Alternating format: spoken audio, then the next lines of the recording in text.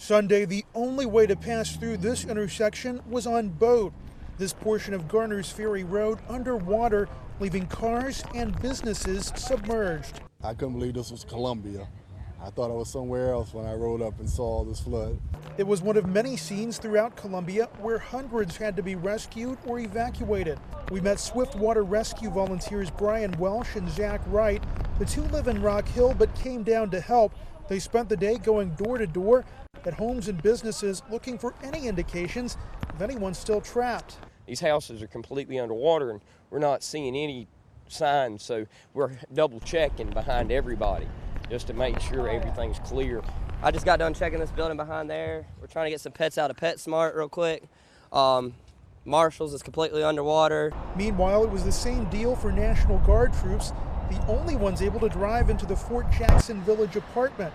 They brought supplies to residents and searched for anyone who might still be trapped. I feel very sorry for the people living over here. It's so crazy.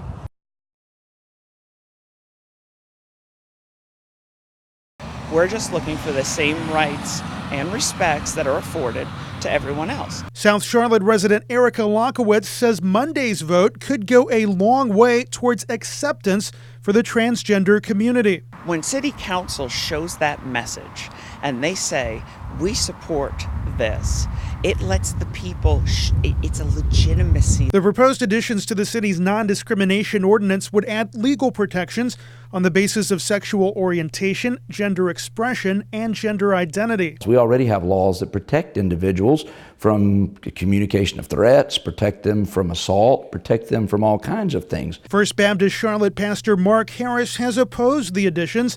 He's concerned about the impact on businesses and a provision that would allow transgender people to use the bathroom of their choice. Just choosing whichever bathroom that they feel is appropriate for how they're feeling on any given day. This is really not a bathroom issue, but it's being made into one. We have no reported instances of sexual predators. Now opponents are saying if council approves the proposal, the fight could move to Raleigh. Whether that requires some legislative action to correct what they do, whether it involves some legal action. Supporters, though, say it's past time Charlotte added the protections.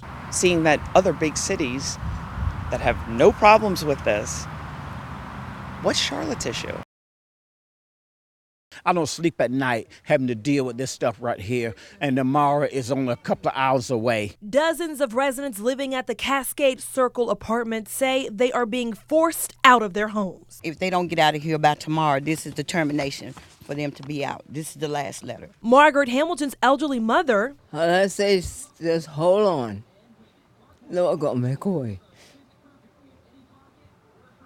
Is disabled and one of the tenants having a hard time finding a new place. A letter was sent to tenants October 23rd. WCCB News obtained a copy. It reads, "You are obligated to vacate premises. You are obligated to continue paying rent," giving tenants a little over a month to pack up and move their things without giving any explanation why. No one was able to get in touch with a lawyer or anything. We got elderly people here. We got children here. And they're not even considering that at all. Walter Lockett has called Cascade Circle home since 1971 and says he feels helpless. See what these people who have power and got money, what they do to the little peoples. Many residents are moving in with family but say they can't afford to put their items in storage. Others simply can't afford the fees to get a new place, not to mention the waiting list on some apartments in the area. Some are calling on city leaders to step up. For people to have the ability to come in here and do this and no one cares, you obviously are not doing your job. For now, Lockett says he is not sure what his future holds. Well, they're going to have to throw me out too, along with my son. NASCAR fans began lining up as early as 7 a.m. Early bird gets worm. I love it. I think it's great. I'm very excited that they do this. We look forward to it every year. The NASCAR Hall of Fame filled with holiday cheer and excitement. My name's Caleb. I like Jimmy Johnson. This is our 6th annual NASCAR Hall of Fame Undeck the Hall. We want our guests to come in and help us undecorate the tree. So we've got all kind of goodies. With each tree, a different free gift. Got Daytona, baby. First race tickets of the day, they said. Feel great. Worth the 7 or 8 hour wait. Just check this out. These lucky fans won the doors off of 2 popular race cars. Tony Stewart and Kevin Harvick. I will display it in my little memorabilia room. Making it a memorable Christmas NASCAR fans young and old will never forget. The buzz is back, and despite a disappointing loss in the team's first playoff game, fans are still on board. I think there's a lot of excitement because I think you got, the people that were around during the first run of the Hornets, you got a lot of nostalgia. The Charlotte Hornets name returned last season, but the team didn't make the playoffs. And the last playoff win came in 2002, the last season before the team moved to New Orleans. The Charlotte Bobcats never won a playoff game. Now with the Hornets back, fans say they're excited to wear the purple and teal again. This is a young city. A bunch of people have moved here. I think it's big. I think everybody's kind of coming together. It's a new year, new team. Kimba's ready to win. This year, the team has shown improvement with 15 more wins than last year, scoring 375 more three-pointers. This team with Kimba and Al Jefferson, Frank the Tank, dude, Nick banging threes, it's awesome.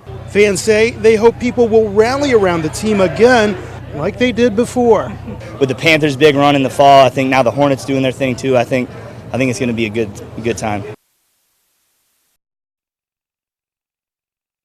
Tailgating time at the bank. We always have our wonderful chicken buffalo dip. We do chili, sometimes we do meatloaf, sometimes we do beef stew, southern goodness. We set out to find out who had the best tailgating food between Carolina and Seattle. Most definitely the Panther fans. And we're from the South, baby, so we know how to do it. These fans traveled from Seattle to support their team. So who has better food for tailgating, Seattle or the Panthers? Carolina Panther fans. I'm going to say, that's not a serious question here.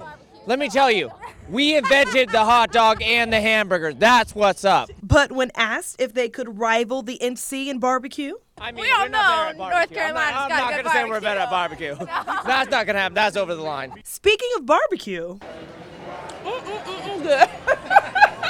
Grill master Kyle Fletcher from Gastonia has a theory on why they can't make great barbecue. They can't touch us. They ain't got pigs in Seattle. Okay, guys, I found some Seattle fans, and they have lived up to my expectations for what they eat in Seattle. We got the shrooms, we got the cucumbers. You don't need H2O when you have that. Almonds, great source of energy right there. Boom, boom, boom. In the end, we learned tailgating is all about fun, food, and family.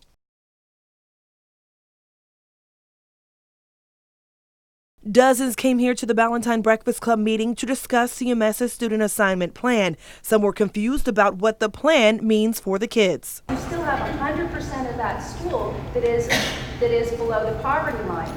So how do you improve that school unless you're busing people from the richer, more affluent areas? Many parents fear student assignment would mean busing their kids to schools outside their neighborhoods. How do you break up poverty without busing people from one place to another? Matthews Town commissioners voted unanimously 2 weeks ago to support neighborhood schools and wanted to use today's meetings to explain why they should break apart from CMS. Have you polled the people in Matthews to see if they're interested in what you're doing? This parent complained if the town of Matthews leaves CMS, her kids would have to leave their school that they like. I live in Matthews and I own 2 homes in Matthews and I don't want to. Matthews Mayor Jim Taylor told WCCB News most parents are frustrated. If this is a way to get to the end result of continuing to have schools that are in Matthews provide the education for the children of Matthews, they're all supportive of it. And that they have a plan that will work. What our options might be in possibly splitting up CMS, forming our own school district, or actually maybe even forming our own town charter school system. The vibe's excellent, the people are nice, food's good, and I feel safe. Uptown is hopping, and crowds from all over the country say they are impressed with the event this year and having a blast. I was out here last night to the game and come out and everybody was mannerly and everything, but security is, I'm I'm pretty impressed with the security. CMPD not only had extra officers directing traffic around the epicenter and Time Warner Cable Arena, but also officers on every street corner for the event. One of the main attractions, more family-oriented, is the Fan Fest at the Convention Center, with games for the kids and celebrity meet and greets. It's a perfect environment.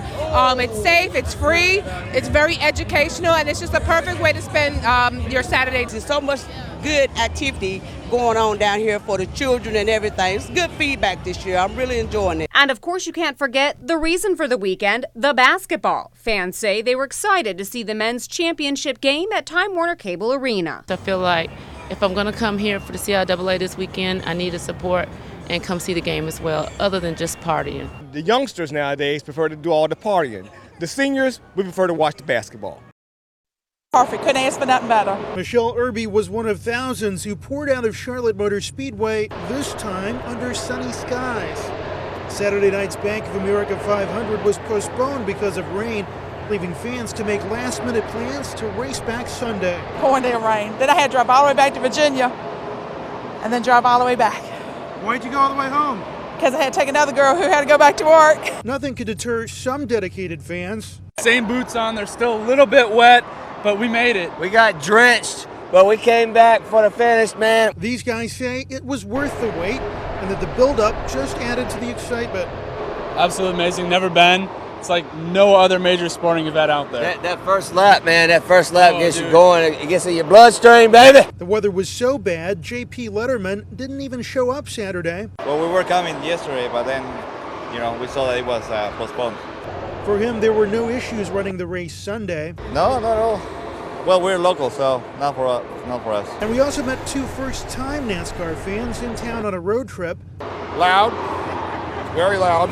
Chaz and Desiree Johnson say they're glad they stuck around to see the race. It's beautiful here. It's great. It's great. It's a great time.